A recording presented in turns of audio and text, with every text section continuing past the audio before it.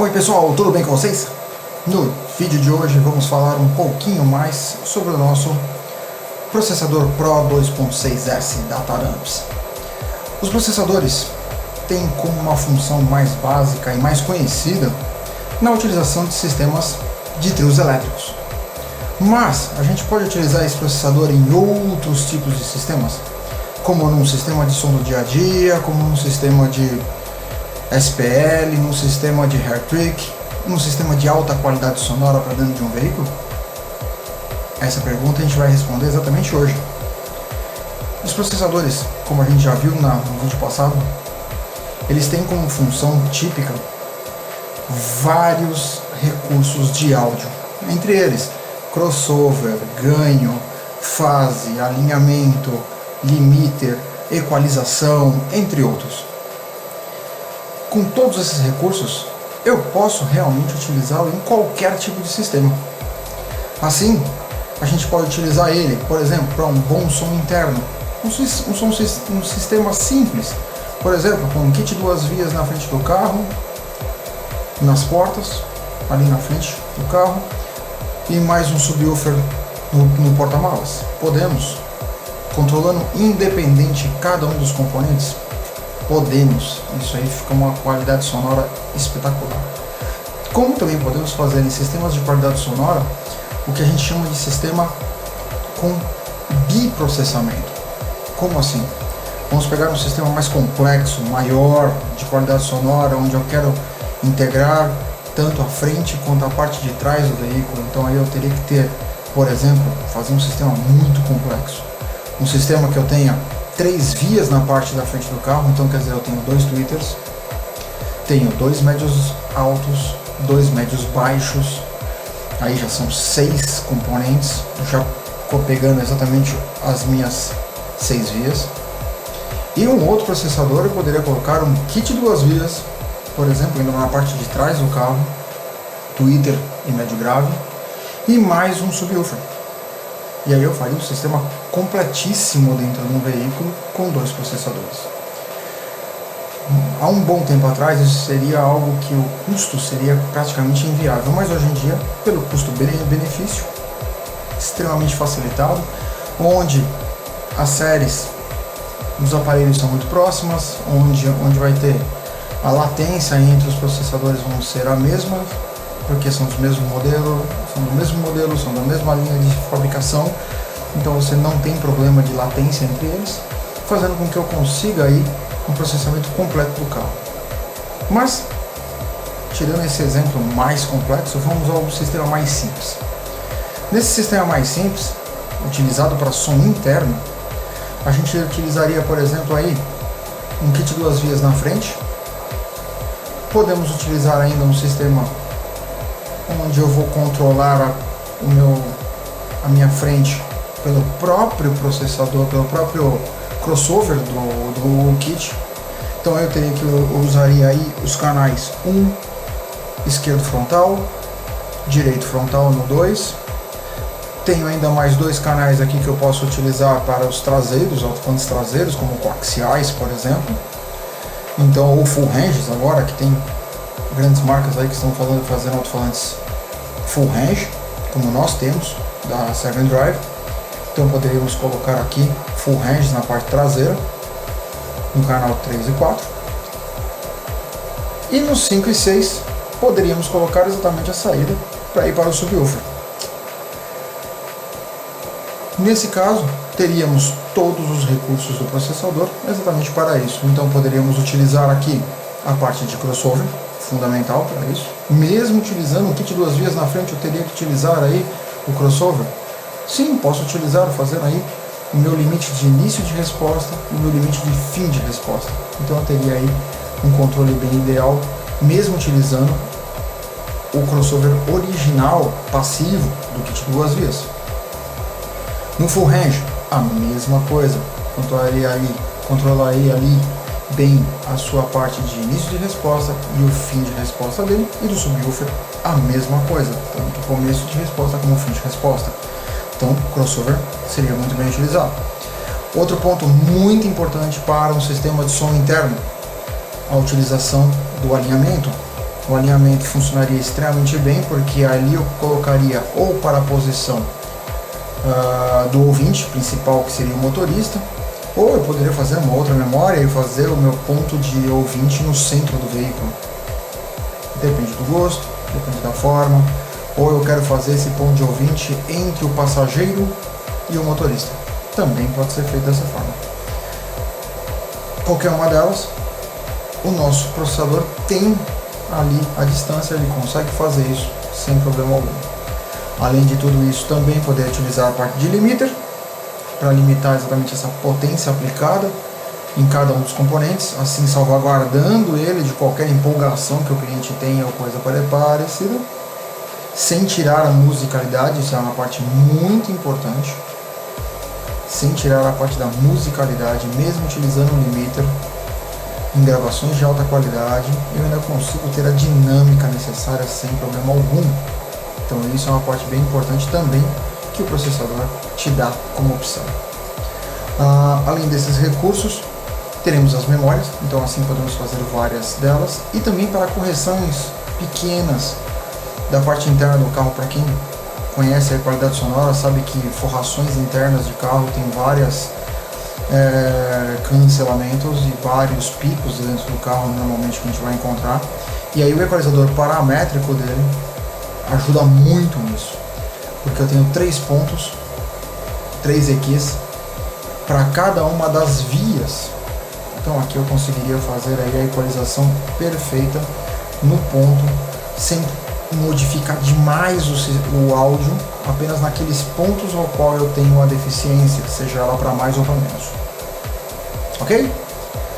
Então, novamente, vamos sair desse plano aqui, que eu estou falando com você, e vamos para um plano onde eu vou exemplificar aqui no processador a utilização de um sistema de qualidade sonora, de som interno, exatamente esse, de um kit 2 vias, canal 1 e 2, um full range ou um coaxial no canal 3 e 4 e um subwoofer no 5 e 6.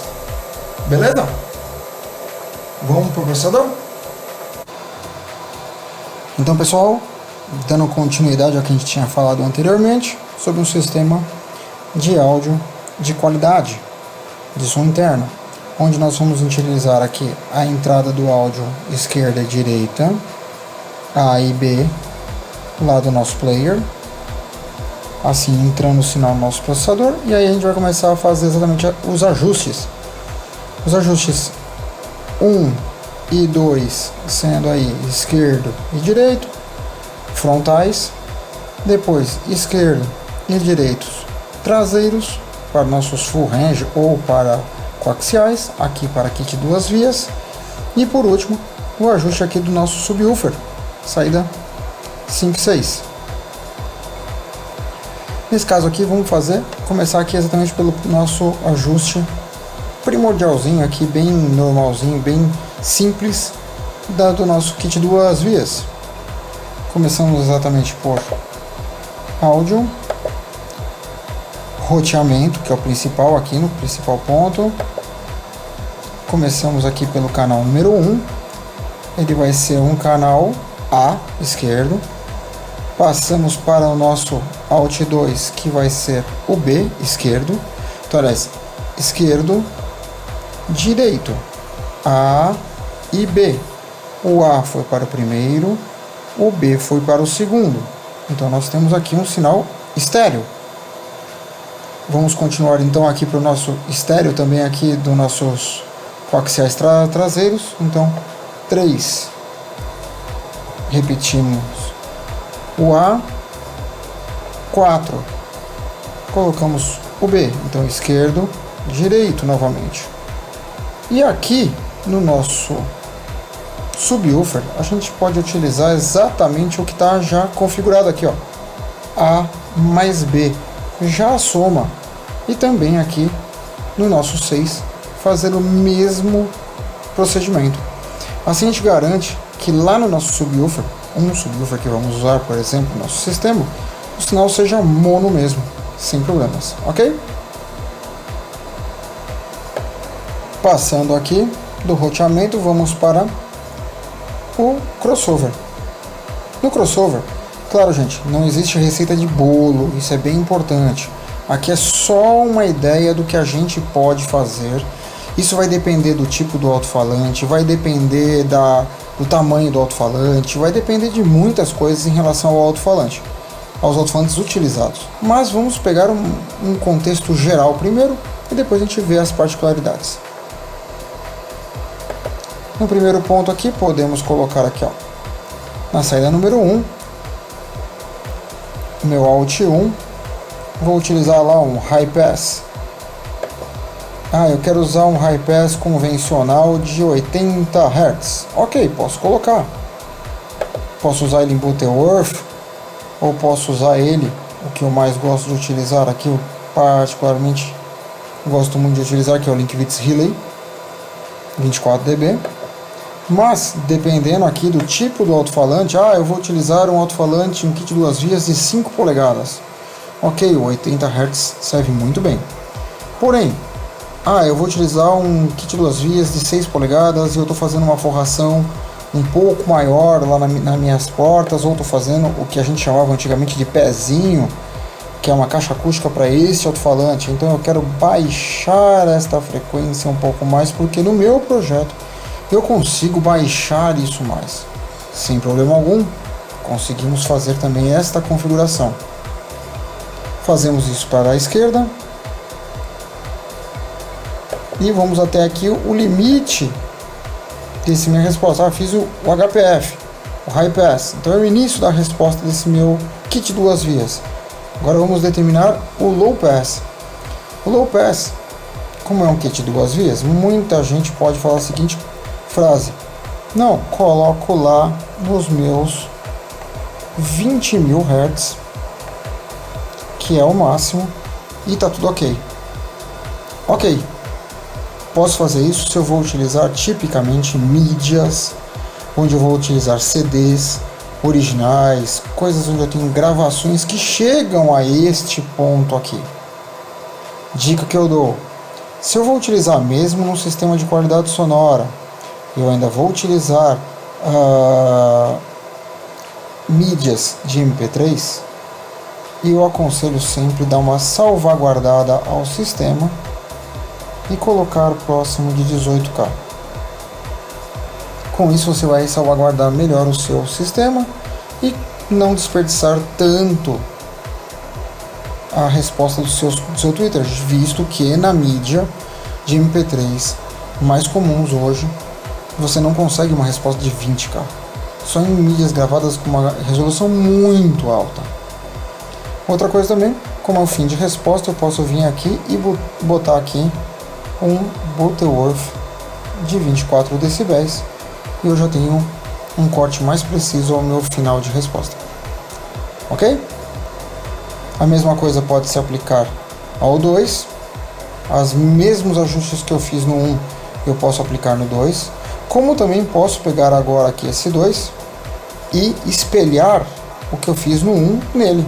Também posso fazer isso, sem problema algum. Mas vamos fazer aqui do jeito convencional mesmo, para ficar mais raiz aqui. Então vamos lá no meu 60 Hz, que a gente colocou anteriormente. Linkvitz Relay. Meu Low Pass lá no meus 18K.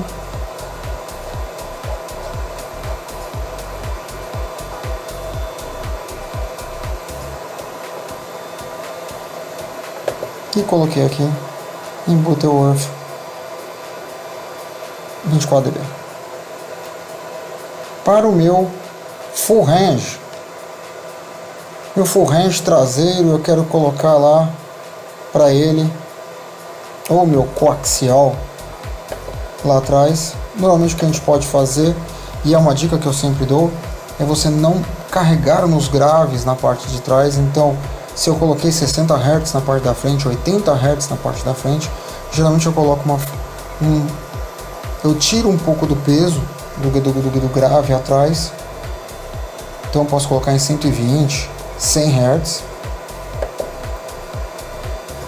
E eu vou até o limite da resposta dele, também da mesma forma que eu fiz com o kit duas vias. lá no meus 18K, caso ele seja um kit 2 vias. Se for um full range eu posso colocar em 16, em 16K, ou até o limite que o alto-falante diz para mim qual é esse final. Ah, eu tenho um final em 15K, então não vamos abusar tanto do alto-falante e fazer uma resposta um pouco mais segura dentro do alto-falante. Aqui também, como é final, Butterworth fica bom. A mesma coisa se aplica aqui. Então vamos lá no High Pass dele, 120, Link Bits Healing, perfeito. O Low Pass indo até os meus 18.